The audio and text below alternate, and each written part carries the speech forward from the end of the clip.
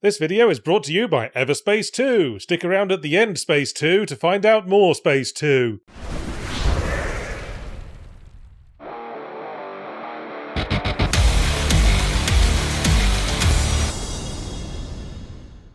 Welcome back to Yahtzee Tries. I've got 4 more indie games I've been playing on stream to talk about. I'm going to review the first hour of each one and say what would be their favourite retro British children's television programme. Oh dear God. That's like 90s era stock blenders, like character models.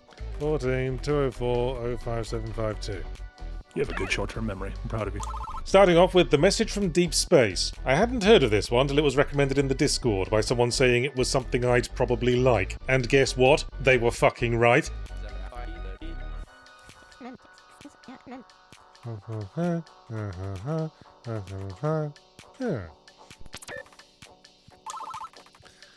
Hell yeah.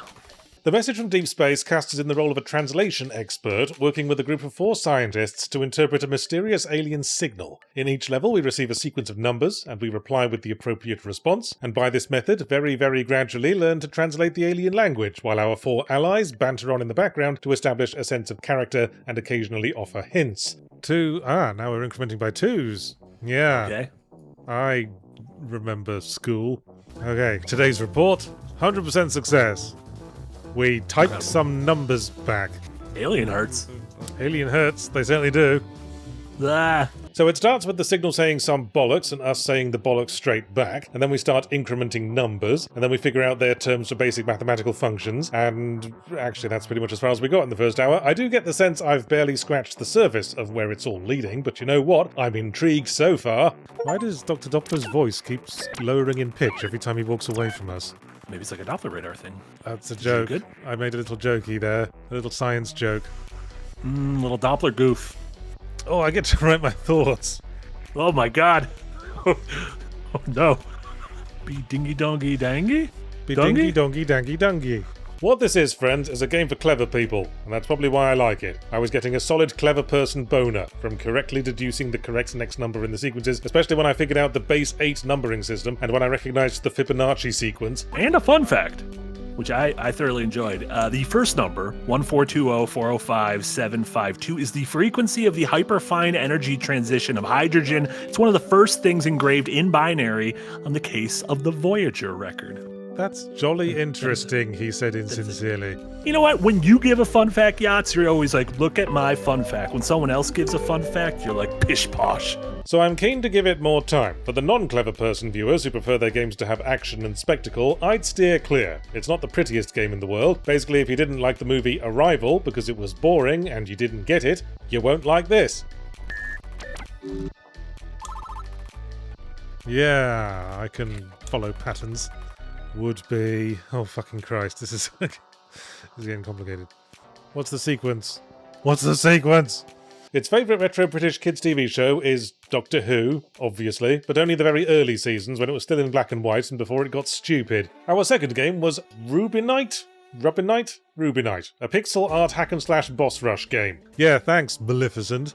Oh, crushed him. Oh, we're Hollow Knighting it, aren't we? I have a feeling we're Hollow Knighting it. While one foot stirs the dirt, like I'm nervous about asking out the boy I like. I was a little bit down on this one at first, because it seemed to be yet another Souls-inspired indie game. The pixel art wasn't the best, and the low animation speed didn't match the high-speed action very well. The collision detection was a bit dodgy. I was unclear on why, in this dark fantasy setting, the main character needed to be a chibi, pink-haired anime girl with bunny ears. But, yes, there was a but coming, but I'd say the game won me over eventually. Ooh, the Beast. Man, that's a good title card. There's only one beast in the whole universe, and this is the it. Beast. Ha ha ha ha. Ow. I'm bad at this. I need to focus. I need to stop talking to you. Me? The combat has a unique feature with the focus system. How that works is that your main attack barely does fuck all damage, but if you stare at the boss really hard for a prolonged period, you fill up a little meter up to 3 times, and that lets you do a critical attack for massive damage. But you lose your whole meter if you get hit, so it's all about keeping the dudes in your sights, dodging their attacks, and picking your opportunity. What was that? What was the sucking thing you were doing? You were getting your suck on. You were sucking up a bunch of gems. What was the deal with that? I was trying to make a Rubinite joke, like a night that you would eat Reubens, the sandwiches, but it wasn't really. I was going for a much classier joke. I was thinking Rubinite is something that a mineral that has the qualities of Renaissance paintings of fat people. Yeah, two different jokes. Truly two different jokes. Once you get to grips with it, pulling off a level 3 critical is actually quite satisfying, and there's some fun quirky characters who hang out in your home base, including a curious gecko man and a sad sack depressive in the basement who I think must have escaped from a blasphemous game. Biff, baff, boff. He didn't boff. Oh hey, a fresh door. Love a fresh door. I do have a soft spot for boss rush games. It's always nice when a game resolves to cut the chaff and stop wasting your time. And hey, why can't the main character of a gritty, violent, dark fantasy game be a chippy, pink-haired anime girl with bunny ears? What am I, the Tone Police? Oh shit. Oh, not Roy. No, he lost his arm! He needed that. Needs it. Puzzles Ow. and whatnot. And he needed his spine as well. Ow. Incredible. Ow. Ow. Yeah, eat it, eat it, eat it, eat it, eat it. Its favourite retro British kids TV show is, let's go with the Raggy Dolls. They're dolls like you and me, don't you know? Our next game was Dusk Fade, an action platformer that indicates to me that the nostalgia window is officially moving on from crunchy 32-bit style graphics to the PlayStation 2 era, which Dusk Fade evokes by imitating about 19 games from that era. The visuals are very reminiscent of Kingdom Hearts, the gameplay is closer to something like Ratchet and Clank, there's a bit of Jak and Daxter, a smattering of Fable. It's basically the entire era of fantasy mascot platformers encapsulated. We 3D platforming. You come from the inside, right? We all come from the inside. Lol. Man, I think I've lost count of all the games this game reminds me of.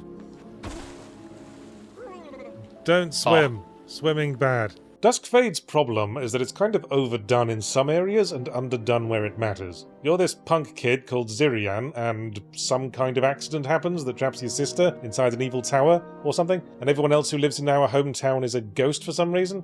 I don't want to view my upgrades progress and tutorial. Thank you very much. Doesn't look much like a forest to me. Kinda looks like more of the town. Don't stargaze right next to a town with lots of neon lights. Light pollution. It's a thing. If it's rotating and floating off the ground, you want it.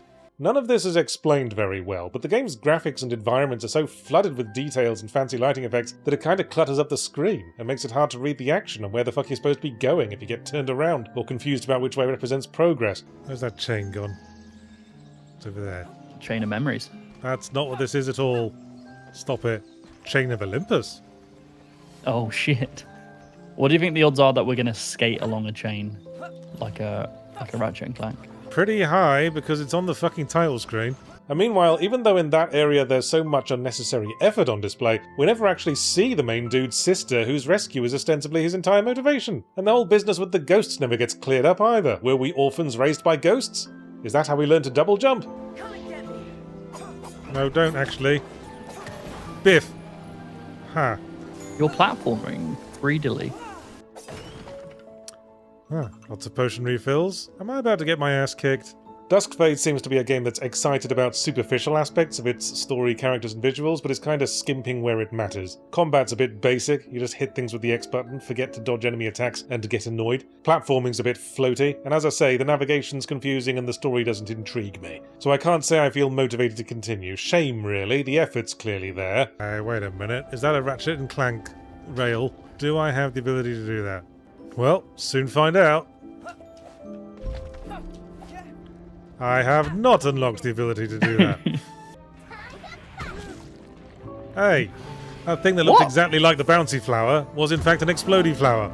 Its favourite retro British kids TV show is Spellbinder, which was Australian actually, but it aired in the UK, and it's my non sequitur themes. I can say what counts. Who are you, the non sequitur police? And our final game was Tidy Up Together, a post-dad game about tidying up a magic items shop, and that's pretty much it, actually.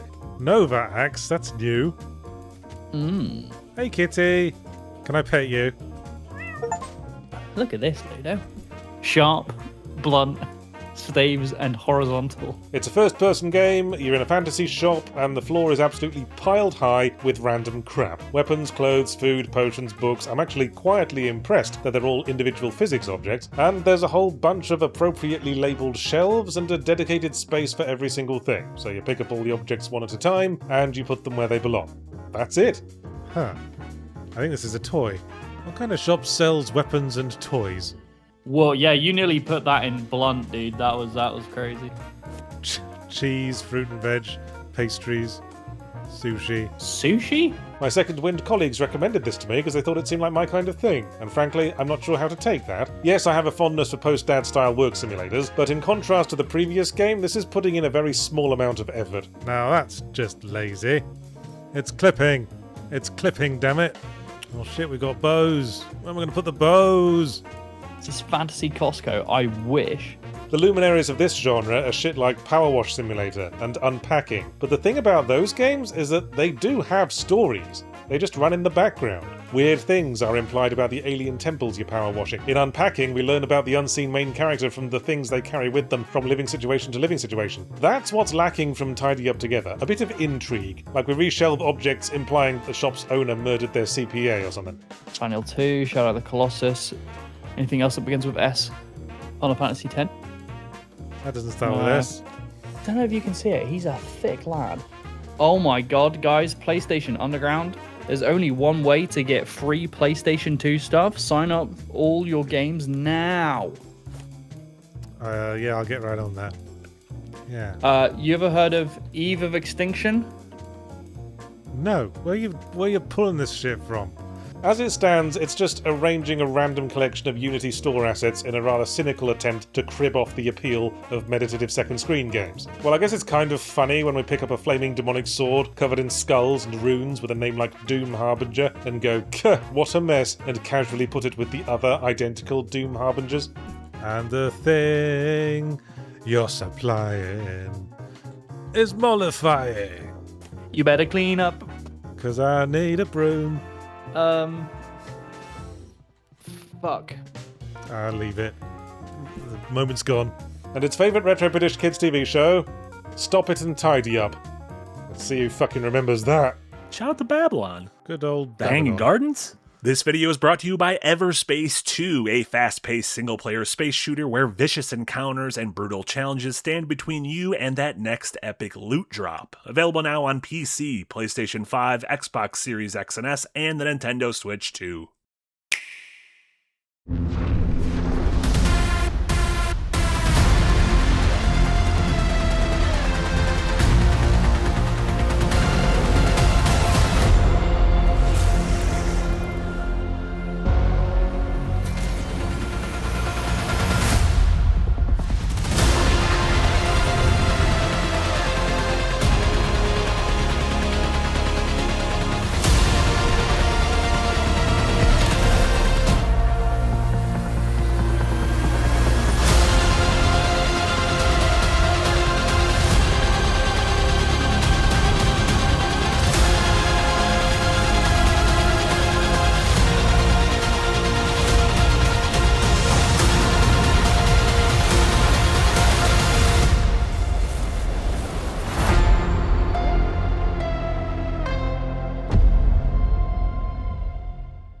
Why do you think everything I do is a British thing?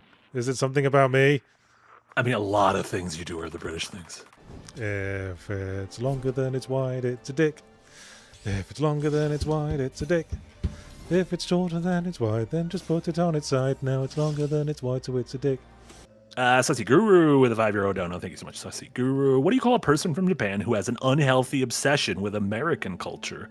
A yeehaw-boo. You know how you did, like, the alphabets of RPGs? We should do Yes. that with blank-a-boo. Like, what's a B-a-boo? What's a C-a-boo? What's a D-a-boo? What's a fee-a-boo? That's really good. I like that. Do you have much love for the Kingdom Hearts franchise? What's this? No. It's this way, though. Oh my lord, you'll never guess who just came in with a $20 dono. Was it Jar Jar Gabor? No, it wasn't Jar Jar Gabor at all. Man, she keeps No. saying she'll tune in one of these days.